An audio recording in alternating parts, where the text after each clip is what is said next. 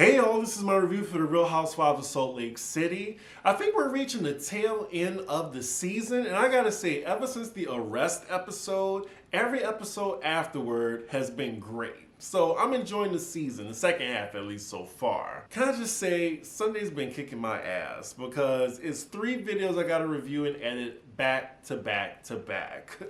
Portia's Family Matters, Salt Lake City, as well as Insecure. So I'm just saying, whew, yeah, it's a lot. And then plus the Patreon, just saying. Anywho, let's get into the episode. So we open with Meredith and her son, Brooks. And he's showing his mother his designs.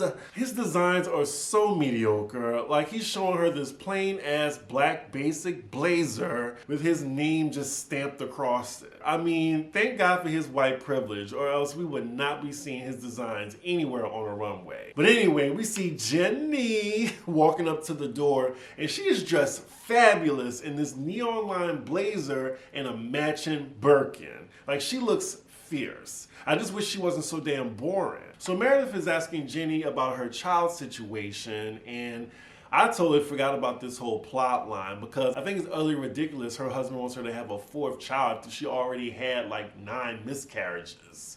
But yeah, she's saying it's still going. Her husband still wants her to have another baby. I really thought we were done with this plot line. So now we see a flashback when they were in the snow, and he told her with a straight face that maybe they could do a sister wife. As she's telling Meredith this, I was expecting a bigger look of shock on her face, but it's not. But she does tell her that, well, I couldn't be able to do that because I would be fighting with the other wife all day. Like, she was so nonchalant about it. Like, if my friend told me that their husband wanted them to get a sister wife, I'd be like, what the fuck? But it looks like it's something that Meredith probably heard before. Lisa is now coming over for lunch too. Lisa is coming in on 1,000 right now. Like, she is wild. Did she just take a bump of coke before she entered the scene? So then we're reminded that Jenny is holding a faux lunch for all the ladies just to introduce them to her culture. I feel like we have this every season with the minority housewife.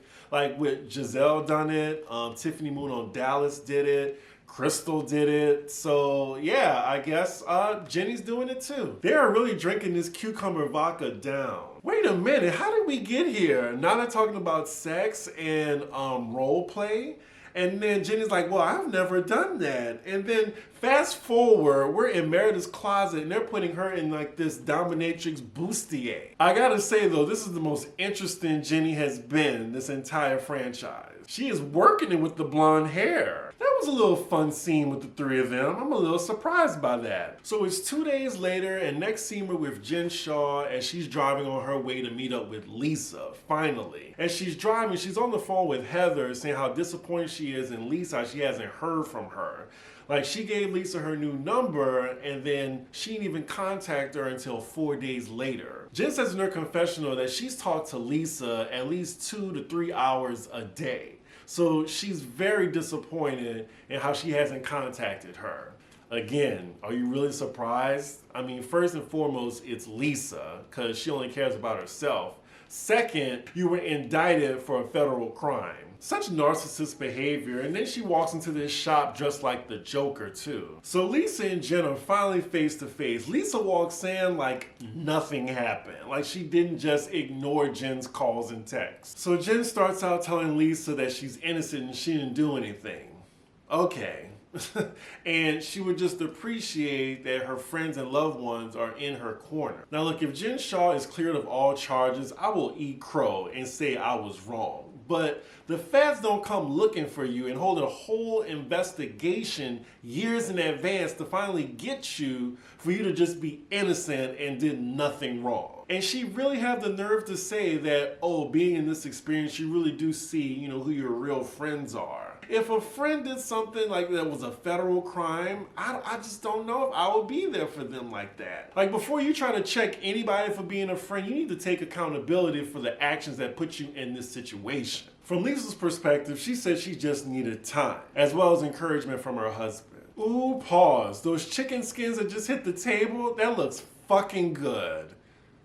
Just an observation. So now Lisa's telling Jen how she felt 3 weeks ago when she went off on her at her kid's photo shoot thingy. And because of that incident, she didn't know where their friendship lied. But in Jen's mind, she's like, hello, anything before Veil shouldn't even count. Like, I'm sure this supersedes anything that happened before Veil.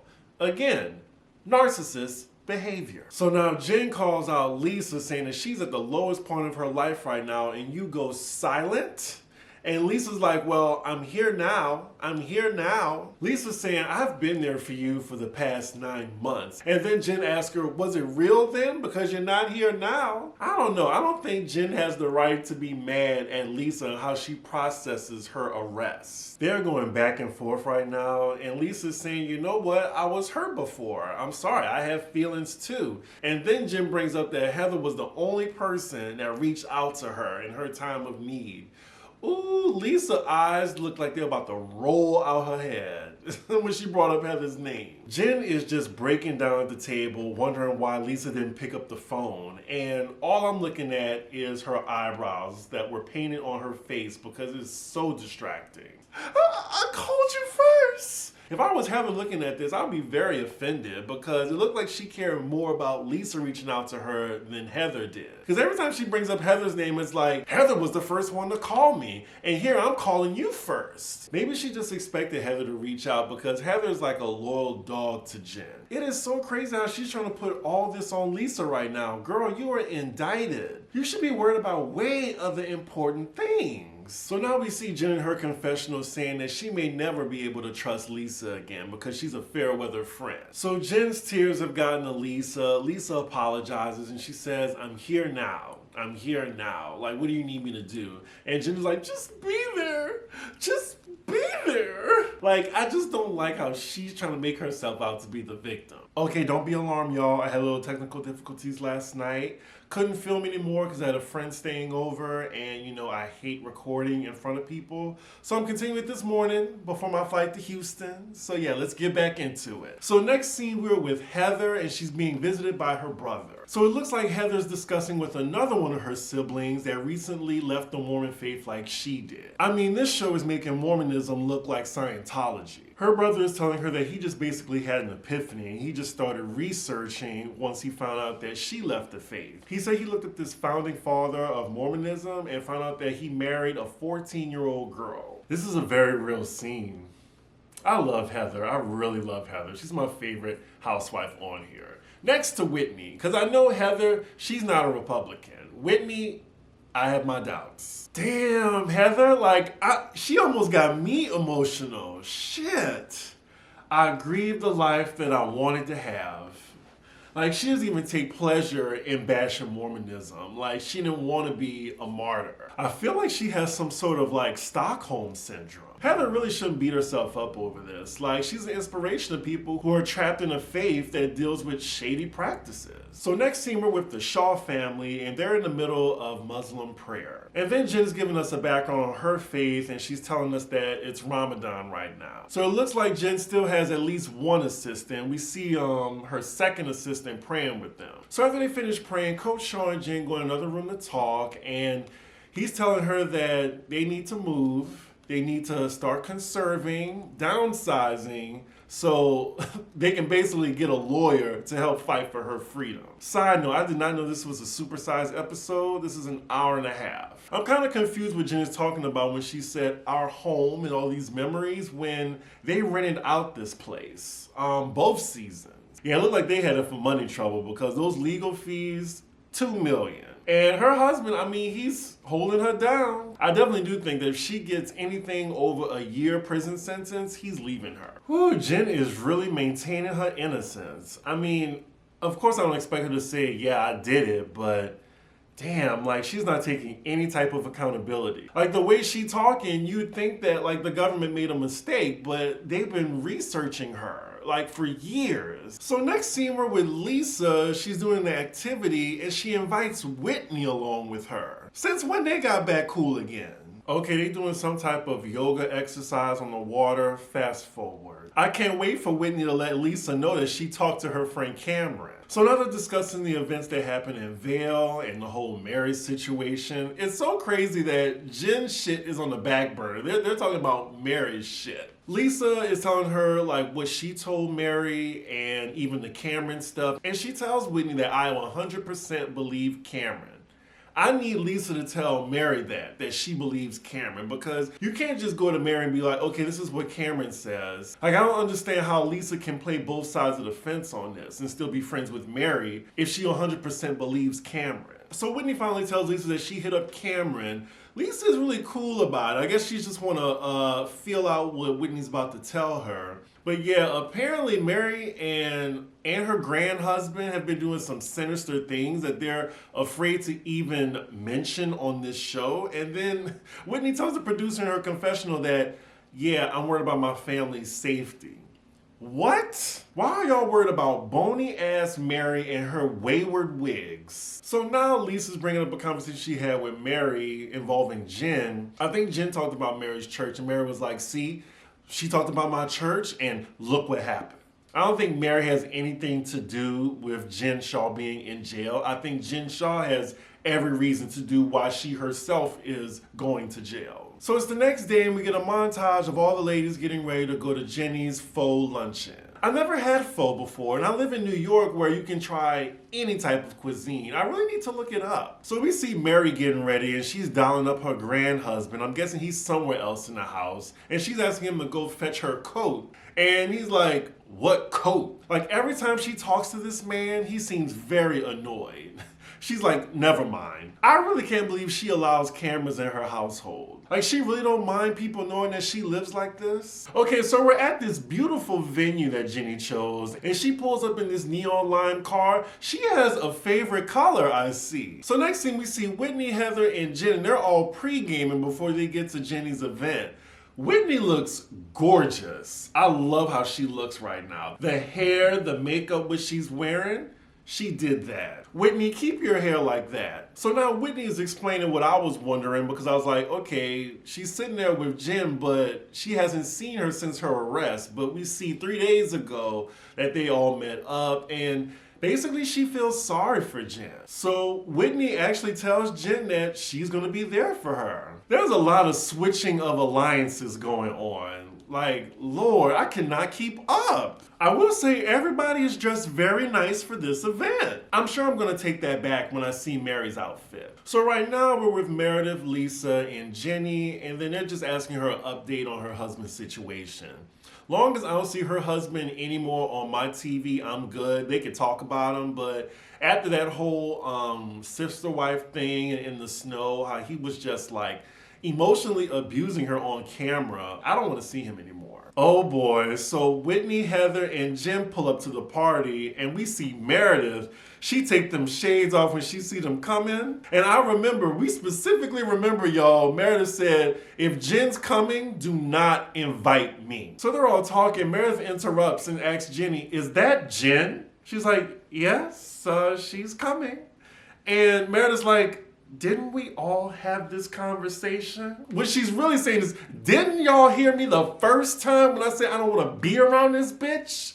I want to hear her say that, but she didn't. Ooh, the look in Meredith's eyes right now. Like, she's right though. She should have gave Meredith a heads up. I think producers told her not to tell Meredith. But also, Meredith should have asked Jenny, was Jen coming, if it bothered her that much. And we get a flashback, like, Meredith made it very clear to all the women at the table about that. So, Jenny, you messy for that. Meredith says in her confessional that she's an adult and she's gonna fly through this, but she is a little pissed though. And she has a right to be. She said it. Not engaged. I know she was trying not to say that all season.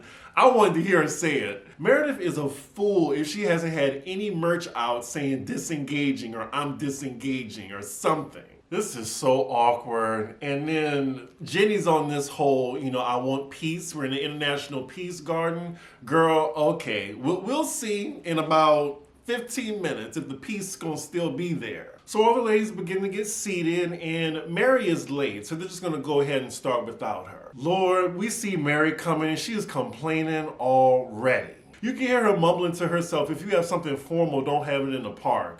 Says who? So everything's starting out okay. You know, Mary says hello to everybody, and then Lisa comments on her hair, like, oh yeah, you changed your hair color.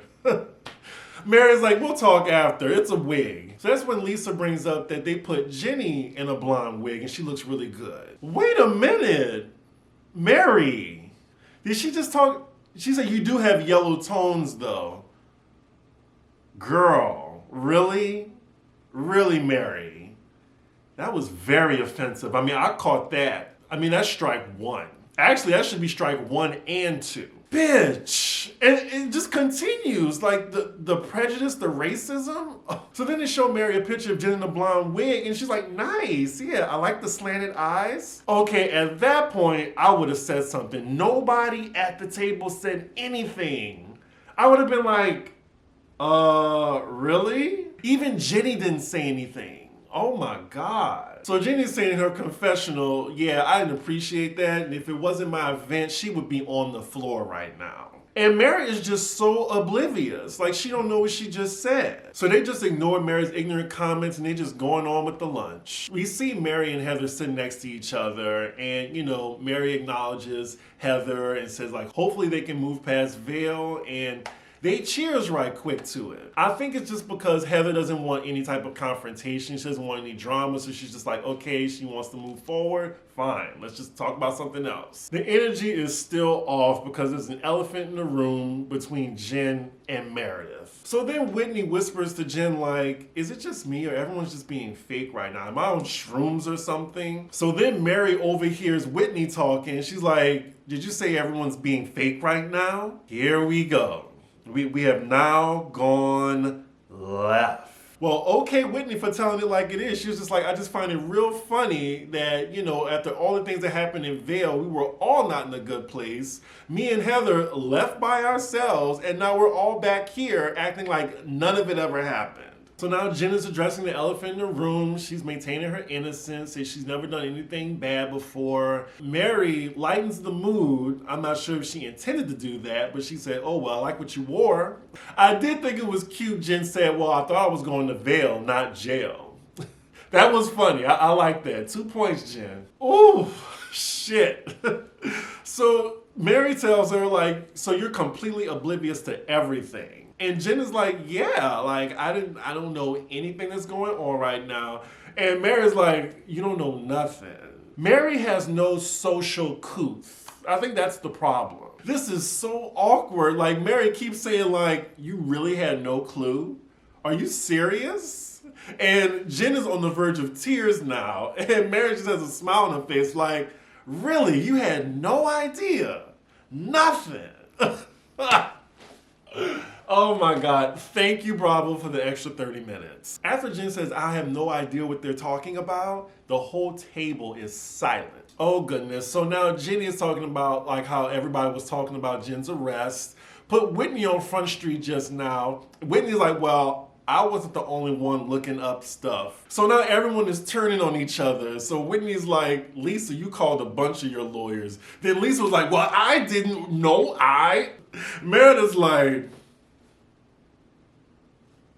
what the fuck? So then Mary says, oh, Jen, I did not talk about you, which is a bold-faced lie. And then we have production reminding us in a flashback of all the horrible things Mary said. I am so glad they called her out immediately, even Lisa. Jenny is going off. Like, that is bullshit. Jen is correct in her confessional. She's saying, you guys are fighting over who said the worst thing about me. Can we get on Mary's case now? Since we've already gotten on Jen. So now Jen stops everyone from talking and says she just wants to say one thing. I had no idea what the fuck was going on. Oh goodness. So we see Mary in her confessional saying, I hope Jen is innocent, but do I think she's innocent? No. So Mary is getting irritated at Lisa now and said, I'm talking to Jen, Lisa. Let me talk to Jen. And Lisa's interrupting her. So now some tension is going on between them now. Did Mary just say that Lisa is not self-aware of her behavior? Girl, she needs to be committed. Seriously. She needs a straitjacket. She needs to be sedated, tackled, and put a straitjacket on her and throw her in a fucking paddy wagon. I just wish all the ladies would realize that their common enemy is Mary. Like, please, get Mary off this show. Mary is the enemy. Put her on an island. Do things without her. Ice her out. She has literally offended everybody at the table. All right, so Lisa and Mary are now getting into it. And then Jen, she's crying, you guys, just stop.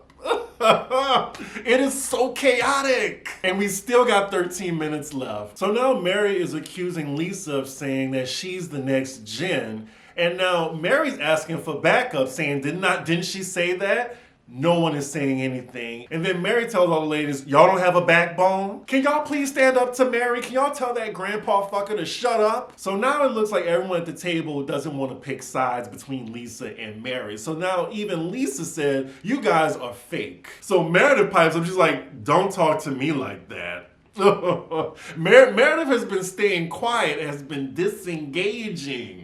So now we about to see Meredith engage now, hopefully. Heather then yells, I am silent sitting here right now. Don't get mad at us because you're on point for not showing up for your friend. Oh, okay. All right, Heather. So Mary continues talking to Jen and she just keeps lying. And no one is calling out the bullshit right now. I mean, even Lisa's like looking at Jenny like, all right, so Jenny has had enough of Mary's bullshit. Thank you, somebody at the table, for calling her ass out. She's like, what you said was bullshit. And then Mary's like, you don't know me to say that. Jenny's like, well, I know you well enough right now to know that you're saying bullshit right now. So now it's Jenny versus Mary. And Jenny was like, I don't care. So now it's Jenny versus Mary right now. So now Mary is threatening to leave. I'd be like, bye. Bye, good night, good night. She's like, there's the gate. Jenny might have won me over just now. Wow, okay. I mean, it took long enough. We on episode 13, 14? Shit, thanks for showing up. As Mary's getting up, she's like, I will not be called a liar. Girl, you was lying. You're lying, you wasn't telling the truth. Bye. So Meredith then tells Mary not to go. And I'm like, really, Meredith? Like, you've been silent this whole time. This is when you want to speak up? What I want to know is, why is Meredith going with Mary right now? Like, Meredith was there when Mary was telling that lie. So now we're back at the table with the other ladies that are still seated, and Lisa's just saying how all of this is bullshit, and she's saying like, y'all don't think I have PTSD from that day?